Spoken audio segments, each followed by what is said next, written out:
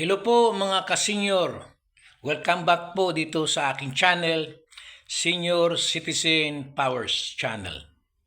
Ito po si Kabogs, ang inyong ka-senior dito po sa Bulacan.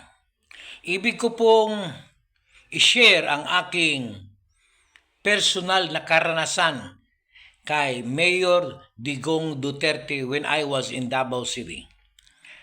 Sa katunayan po, I was born in Iligan City in 1953 at yung family ko nag-move sa Davao City in 1960. And then, doon na po kami tumira hanggang ako'y umalis noong 1975 sa Davao. Nagpunta ako ng Maynila, nag-aral. After that, kung mag-aral, in 1980, nakapag-abroad na po ako sa Bahrain at the age of 26. And then bumalik ako sa Davao City in 1987 until 1997. Pumunta kami ng aking pamilya, nag-migrate kami sa Amerika. And then pagbalik ko noong 2002 dito sa Pilipinas ay sa Bulacan na kami tumira. Ito po ang aking karanasan noon sa Davao City when I was in Davao City. Isa po tayong maliit lang na negosyante at ako'y gumagawa ng mga tricycle, mga pedicab, mga window grills at saka ng mga metal craft materials at product.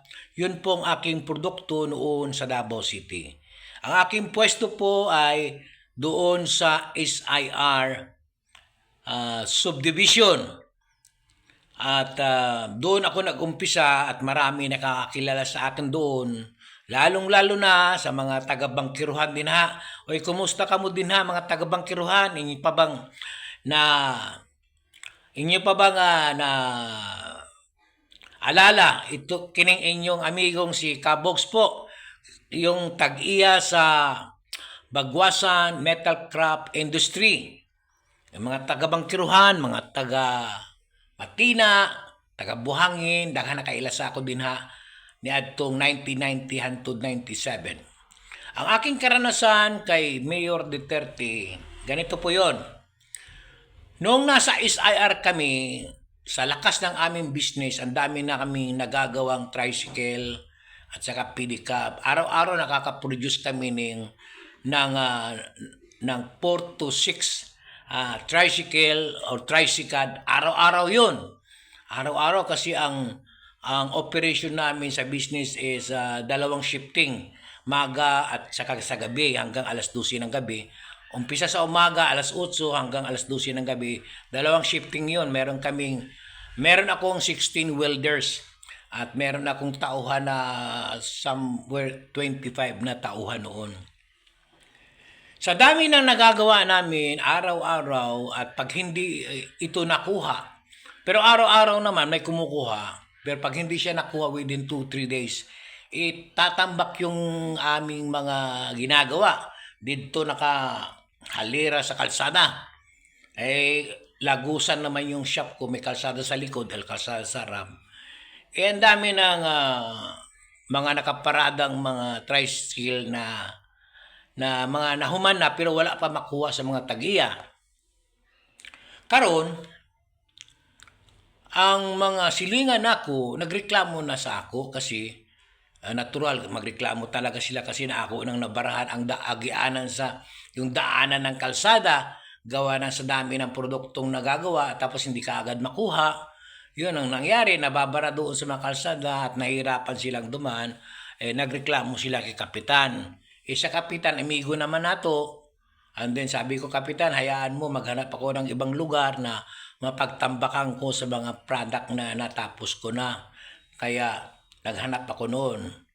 Isang araw, yung kaibigan ng dati namatay kong asawa, si Leyte, yung kaibigan niyang jewelry, si Bibing Ignacio, nagdaos ng birthday at ng anak niya o ng asawa, ang bana. Tapos, mayaman yung kaibigan niya, si Bibi Ignacio, mga milyonaryo yun sa Davao. Dumalo doon ang aking asawa sa birthday at dumalo din si Mayor Duterte. Dumalo sa birthday na yon. Ngayon, yung nag-sponsor ng birthday si Bibing Ignacio, pinakilala ang asawa ko kay Mayor Digong Duterte. Pinakilala. Tapos nang mabanggit yung pangalan niya at apelido niya, muraog nakurat si Mayor Duterte, sabi niya sa dati kong namatay na asawa, si Lady, sabi niya, "Uy, Inday, daghan na ra ba kaayog reklamo ng imong mga produktong imong gibara dinha sa agianan? Daghanan nagreklamo kay kapitan og dinhi sa akong opisina." Ingon siya sa akong asawa, "Palihog, Inday," sa Tagalog, tatalagin ko, sabi niya, "Uy, Inday, napakarami na po ang nagreklamo tungkol dyan sa mga produkto nyo na sa kalsada nyo gilagay. Nakaharang yung mga tricycle, mga tricycad, mga pedicab." Sabi niya sa aking asawa, "Tagaan takag usa ka bulan, Inday, nahakuton ni mo na, kuhaon ni mo na dinha. Kay kung dili, magpadala ko og dump truck, and then hakutin ko yan kung saan ko ilagay. Kaya maawa ka sa akin, Inday." Sabi niya sa asawa ko, si Mayor Duterte, "Maawa ka sa akin, daghana in taon, napakarami ng reklamo po sa opisina ko. Kaya lang hindi ko pa ngayon natubangan yan. Kaya ito nakita kita na nakurat ko nga ikaw di tag-iya ana, palihog, Inday, nga i-transfer na siya, ibutang na siya sa maayong lugar nga dili makaistorbo ng mga tao." So, nang sabihin ng asawa ko yun sa akin, sabi niya, "Papa, nakausap ko si Mayor. Pinaalis yung mga mga tricycle, mga pedicab, tricycad. Kaya nakaistorbo at marami reklamo. May 1 month pa po tayo." Dako ang akong pasalamat kay Mayor kasi bisan siya ang mayor sa Davao, nakiusap siya sa amin. Nakiusap siya sa asawa ko at binigyan kami ng panahon. Sabi pa nga niya, "Kung wala kayong panghakot, bigyan ko kayong dump truck. O hakutin yun. Hanap kayong lugar, mapaglagyan ninyo ng inyong produkto." Yun ang nakita ko. May mabuting kalooban ang mayor. Hindi yung basta-basta nagdesisyon na ikapahamak. Ito pa ang isang experience kay Mayor. Meron ako isang doon dumating yung mga pamangkin ko galing Amerika, dinala kami sa restaurant. Isang malaking restaurant, dinala kaming buong pamilya, mag-anak. And then, doon sa restaurant, ang katabi niya, gasoline station. Tapos nang kumakain kayo, pagkatapos kong kumain, lumabas ako. On that time, nagsisigarilyo pa ako . On that time, lumabas ako, pumunta ako doon sa may tabi ng gas station, may nagtitinda doon sa corner ng sigarilyo. Habang nandoon, bumili ako sigarilyo, tapos may mga nagkakapi doon. Habang nagsisigarilyo ako doon, nakipagkwentuhan ako mismo doon sa may-ari ng nagtitinda ng sigarilyo at kapihan sa gilid ng gas station. And then, tinanong ko siya, "Bakit nakakuha kang ganitong pwesto? Ang ganda ng pwesto mo. Daanan ng tao at sa may gas station, maraming mga sasakyan palaging dumaan-daan dito." Sabi niya, "Oo nga, boss," sabi niya sa akin. "Ang laki ng pasalamat ko kay Mayor Duterte. Kasi dati-rati, boss, kasama ako sa sindikato ng mga mandurukot dito sa Davao." Sabi niya sa akin. Ngayon nagbago na ako. Binigyan ako ng pagkakataon ni Mayor na magbago at binigyan ko ng puhunan at pwesto dito. Kinausap niya may-ari at pinapwesto ako dito. Kasi ang sabi ko doon kay Mayor, kaya ako nandudukot kasi may pamilya ako, wala akong ibubuhay. Kaya wala na akong katuwiran na mandukot pa, mangawat pa. Kaya binigyan na ako ng hanap buhay ni Mayor, pwesto at puhunan.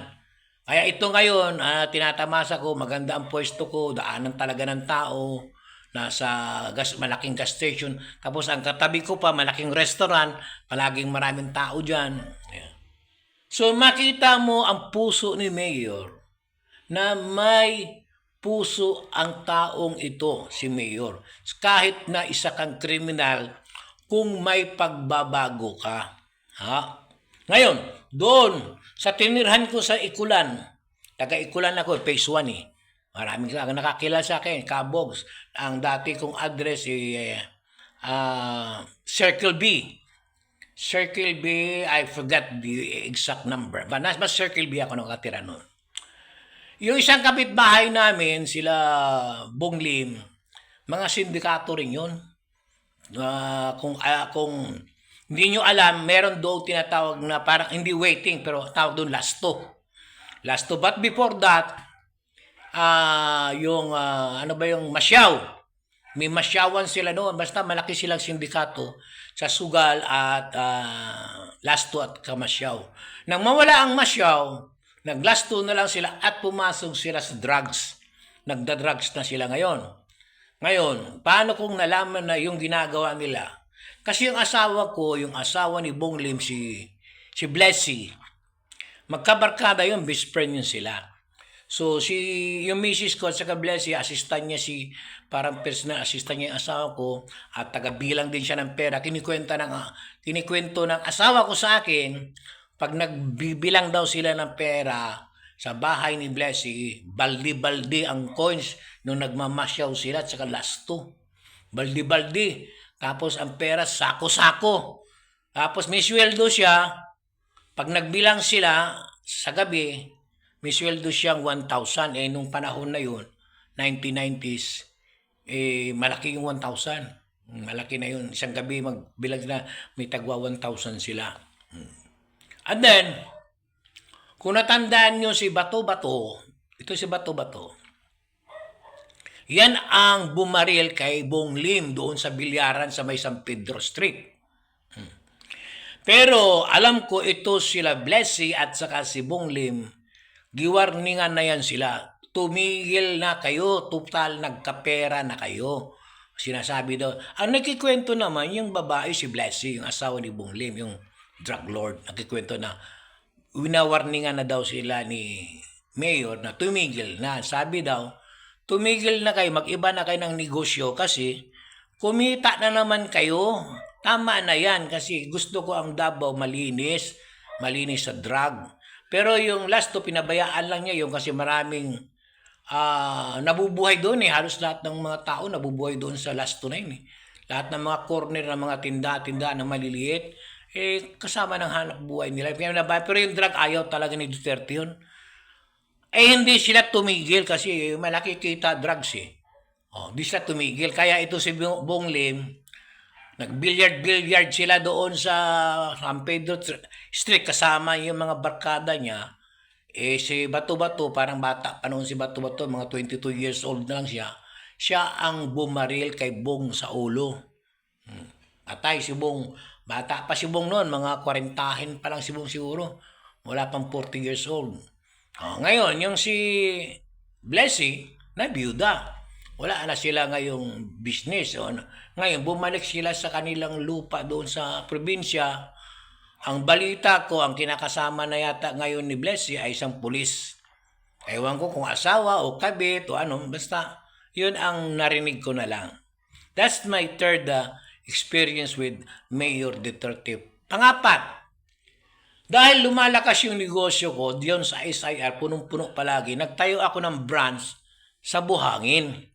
Doon sa Buhangin, nagkaroon ako ng branch na malakas din. Isang araw, nandoon ako sa labasan ng aking shop, nakatayo ako, may nakita akong tao na nagtatraffic. Nakasuot siya ng ng maong at saka yung parang military jacket na parang parang patig na maraming mga maraming mga dahon-dahon na green ganyan. Tapos naka-rubber shoes.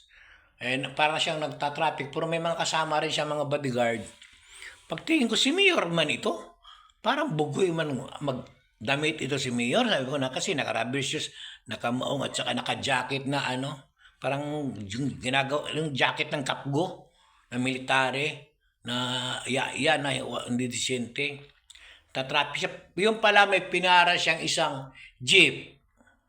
Pinara niya at pinababa niya yung driver.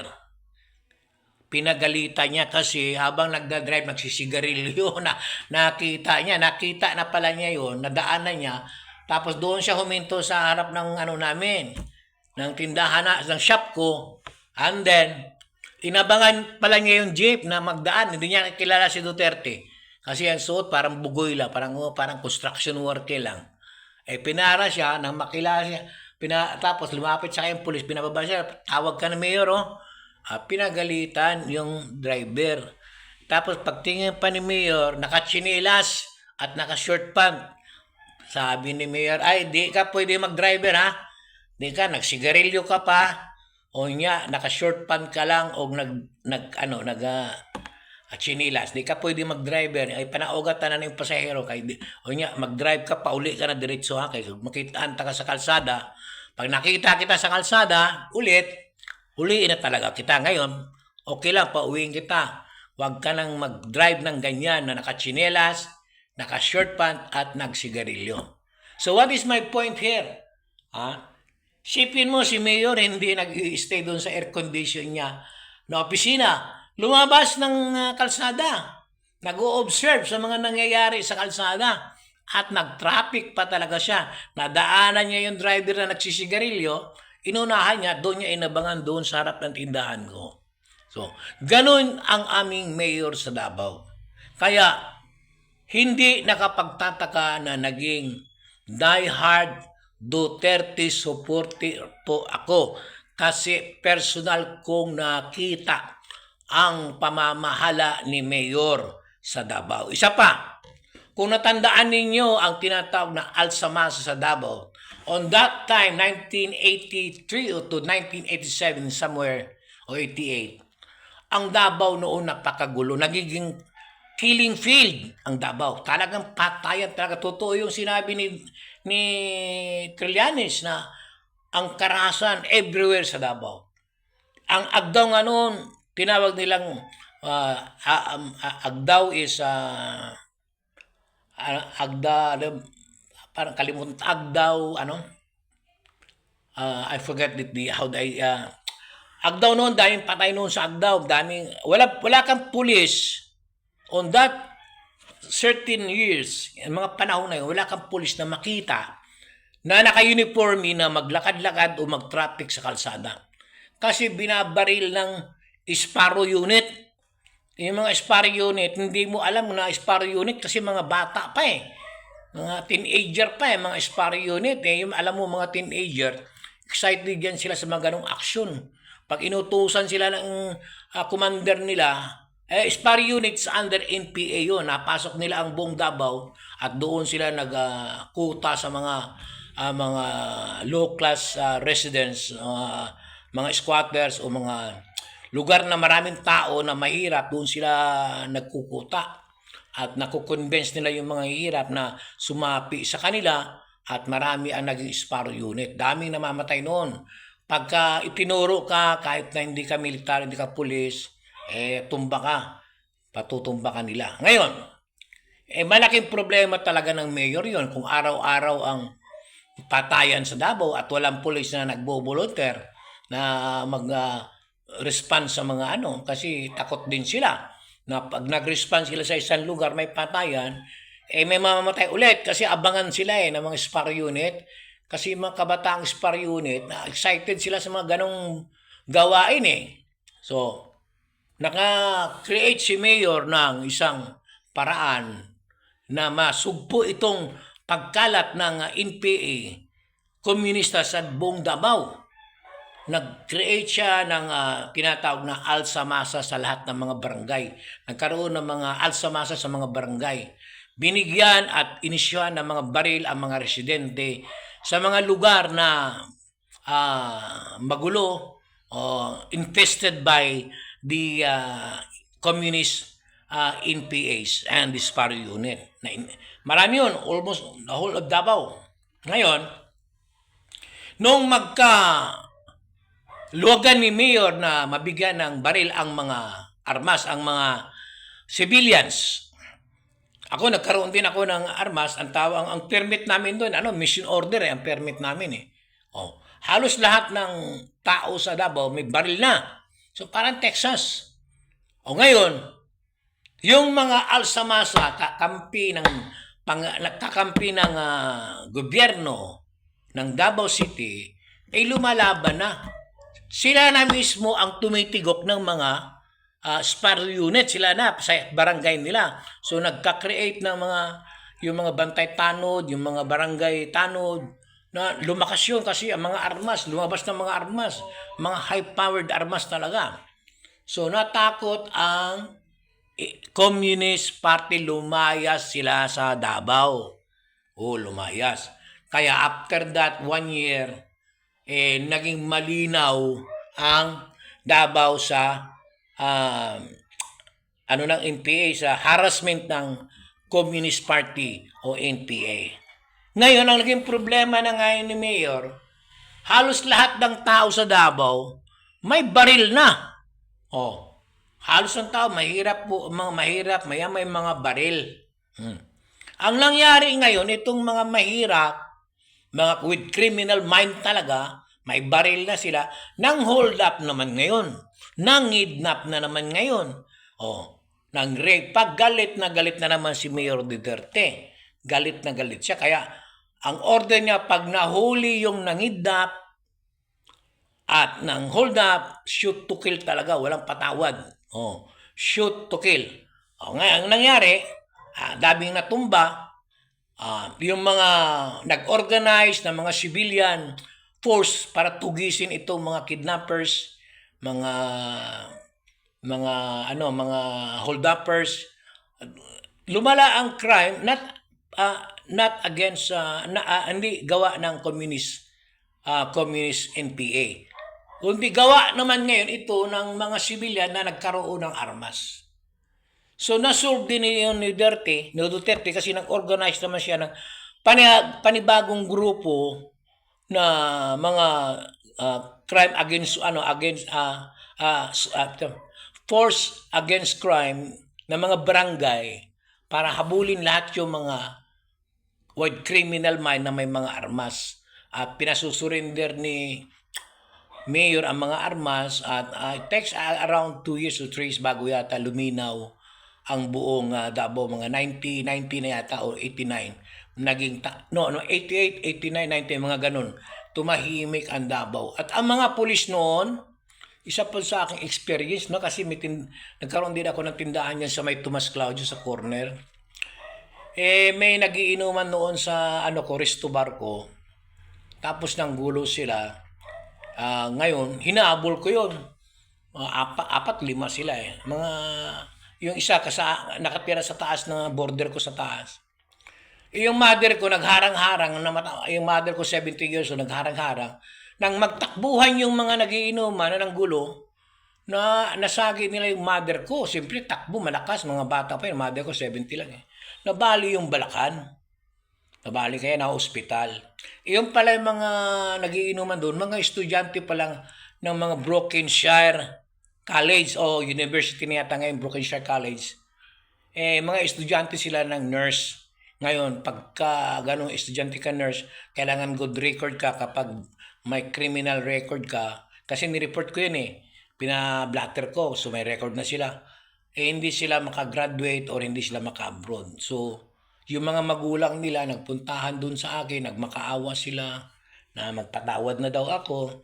Hindi naman tayo masamang tao, lahat ng tao nagkakamali naman. Sabi ko sa kanila, sagutin lang ninyo yung gastos ng hospital at yung mga na-damage nila dito sa restaurant ko.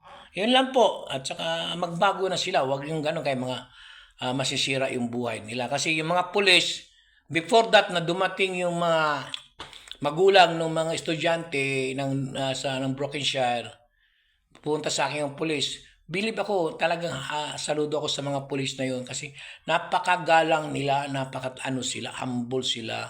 Nagbibigay sila ng suggestion, sabi nila sa akin kapag guluhin ka ulit, tawag ka ulit sa amin nandito kagad kami, tulungan ka namin kung gusto mong magkaso sa kanila, tulungan ka namin.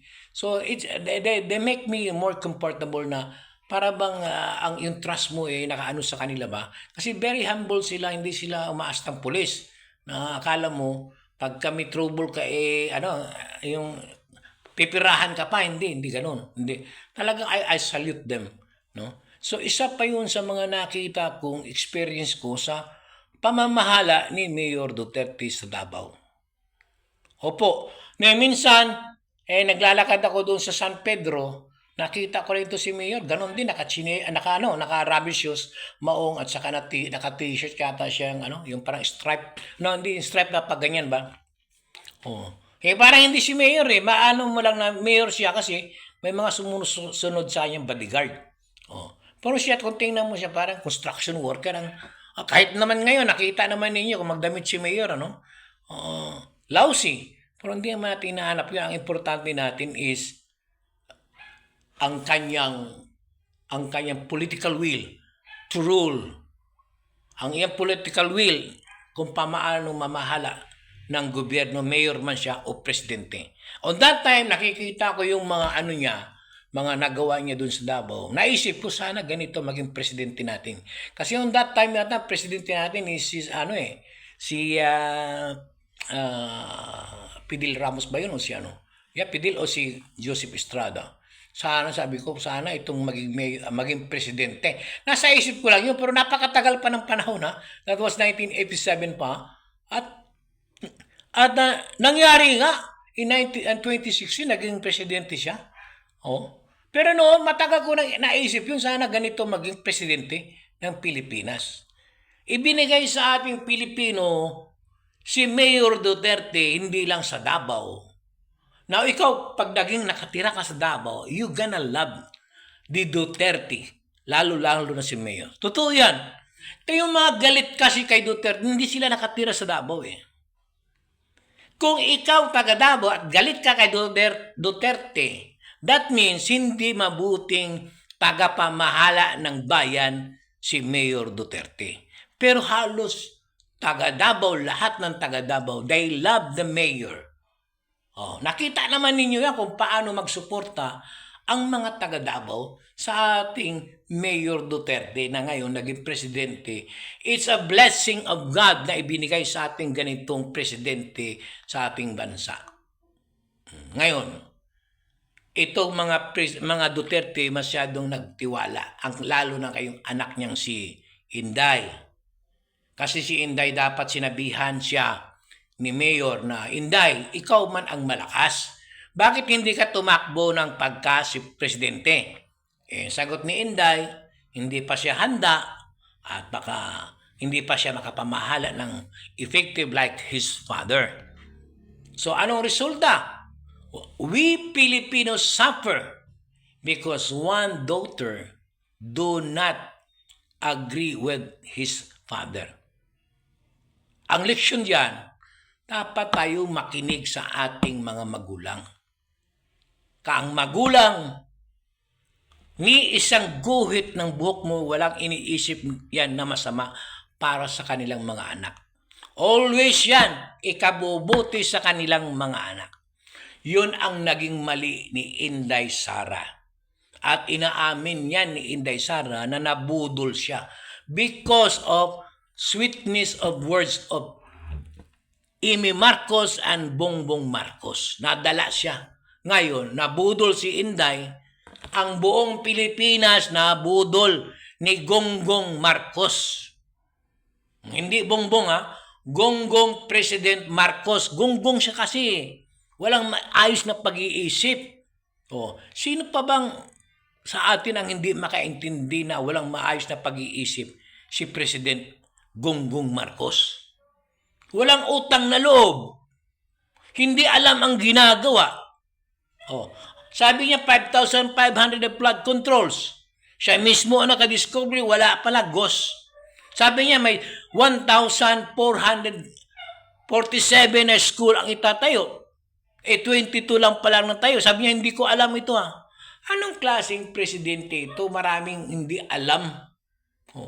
Kaya ang nananawagan tayo kay Gonggong Marcos, bumaba ka na po. Mahabag ka, maawa ka sa mga Pilipino. Now, I would like also to invite the uniform personnel ng ating gobyerno. Mag-isip po kayo. Kumampi kayo dito sa taong bayan. Ngayon kung ikaw isang taong may kapangyarihan magbago, may kapangyarihan to change the course of this government, gawin mo na ang iyong desisyon pabor sa taong bayan. This is your best opportunity to become a hero.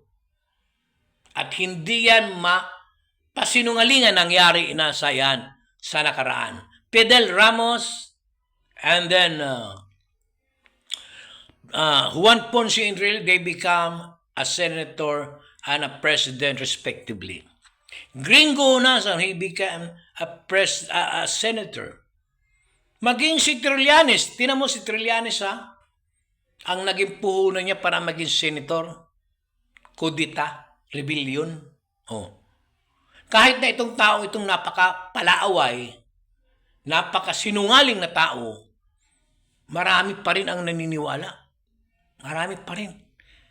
Si Trillanes ilang bisis nang nahuli sa decoy.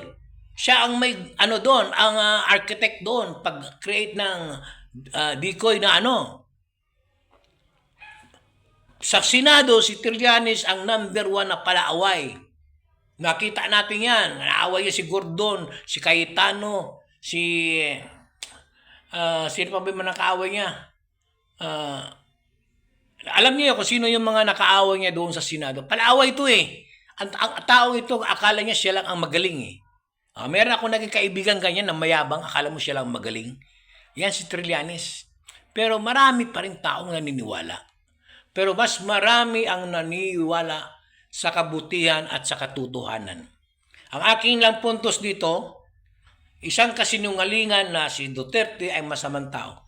May mabuting puso po yan siya kasi nandoon ako, experience ko personal sa buhay ko kung ano ang ugali ni Mayor Digong Duterte when he was the mayor. Ito po ang aking karanasan na ibahagi sa inyo. Salamat po sa iyong pakikinig. Si Kabogs po ng Senior Citizen Power Channels. Thank you po.